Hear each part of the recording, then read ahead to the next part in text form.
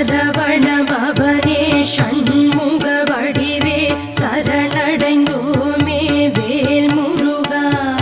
கரங்கள் குவித்து உன்னடி பணிய காத்திடுவாயே வேல் முருகா நிரந்தரமான உனதருள் வேண்டி நினைப்போம் உன்னை வேல் முருகா பரமன் மகனே பன்னிரு கரனே பணிந்து